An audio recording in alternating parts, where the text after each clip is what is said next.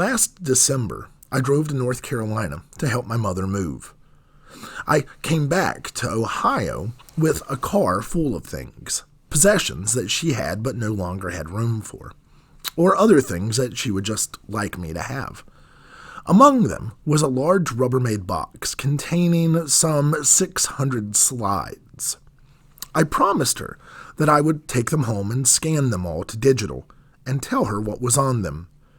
She had a few ideas about what some of them may be, but generally speaking, the last time she had looked at them was probably before I was born. So I got home and opened this huge box of slides. The first thing I saw, which my mother had told me about, was a lot of purchased souvenir slides from all over Europe. Professional images of Buckingham Palace, the Eiffel Tower, etc. The sorts of places where you could pay $1 and get 6 slides to make sure you had the pictures you really wanted. There were about 150 to 200 slides that were bought, and so I really didn't feel the desire or responsibility to scan those slides. So, with the souvenirs out of the way, I got to work with the task at hand of scanning all of the other slides and discovering the stories that this box held, captured on Kodachrome, one slide at a time. The first 100 or so were all pictures taken through the moving bus window of a tour group traveling through Europe. Exterior shots of Buckingham Palace and brilliant images of the Swiss Alps. Many castles that I could not easily identify. Then, however, I hit a section of slides that my father took. It was during his time in the Air Force somewhere overseas in the East. My father, as a photographer, had an eye for airplanes and for candids of people. His slides were filled with images of cockpits and engines, shopkeepers and villagers. And then there was one slide that seemed almost out of place amongst my father's others. It was a simple image of a set of bunk beds. It seemed out of place because within the frame there was no airplane and no people. It was just a set of bunk beds. I was fixated on that slide for minutes until it hit me why my dad would have taken that picture so many years ago. I believe it was to remember that place, to remember that feeling, to remember the reality of waking up in that very bed every day, an occurrence that was daily life for months on end. And yet, he seemed to know that it would not always be. One day, that memory would feel as far away as Thailand feels from North Carolina.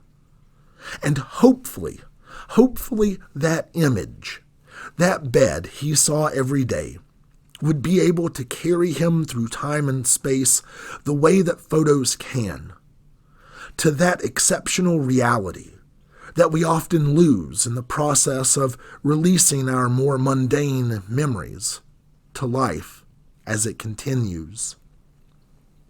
It's one thing to take a picture of the thing that you may only see once, like the Swiss Alps, or the plane that you spent months working on. But to remember something as simple and pedestrian as a bunk bed, that can bring us back to the intimacy of the everyday that we so often overlook. As I continued to scan those slides, the majority of them were my mother's, primarily of Europe, with quite a few from a girls' trip to Six Flags over Georgia, including a wonderful image of her with H.R. Puffinsnuff, who she claims she doesn't know who or what that is, and that she's never seen the show, though I have the slide to prove otherwise. See, after I had scanned everything, I called my mom and asked her a lot of questions to figure out where the slides were taken, who was in them, all the details that memories can hold. Those details that photographs can bring us back to.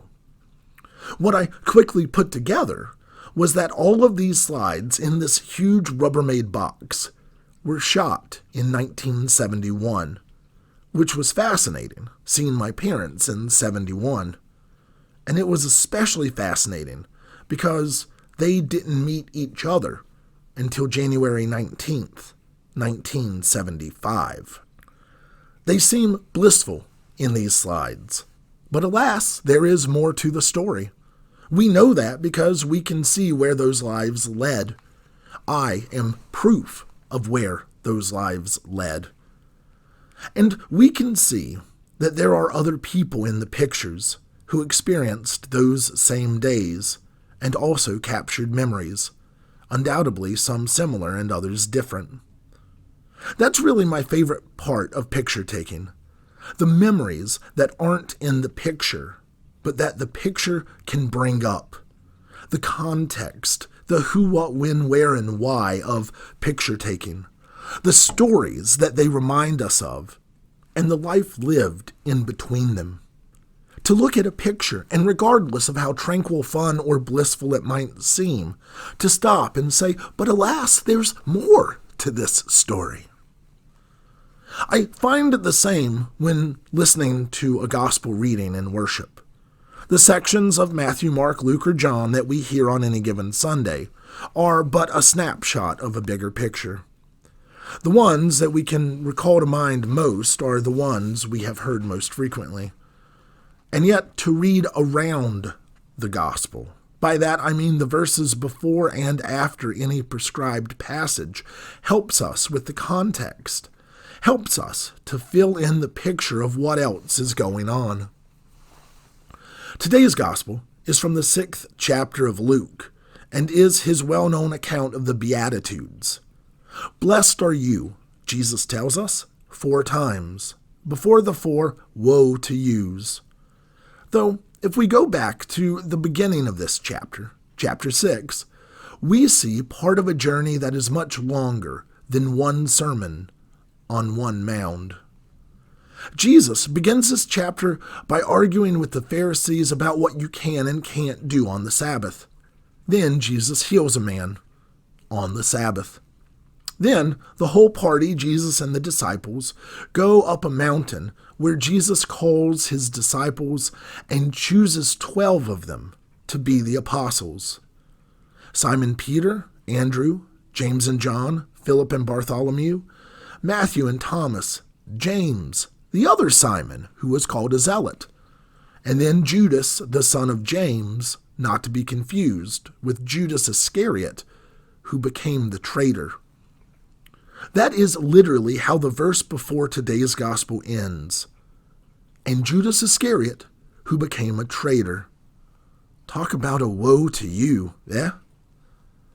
Now, I'm sure that moment in and of itself felt really good.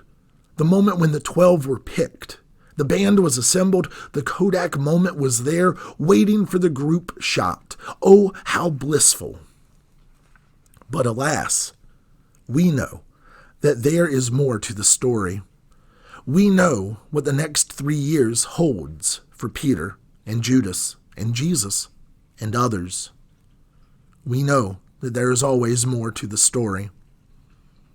Blessed are you, but we know that there will be more to your story. Woe to you, but we know that there will be more to your story. And we know that Jesus is there for all the more that your story has in store. Coming down from the mountain with the newly consecrated apostles, Jesus is there throughout the rest of the gospel. Even when the apostles think Jesus is dead and gone, he meets them on the road to Emmaus, at the table beyond, and all of the rest of their days until God calls them home. Christ was there in Europe with my mother, in Thailand with my father, long before either one of them knew that they would be my mother and my father.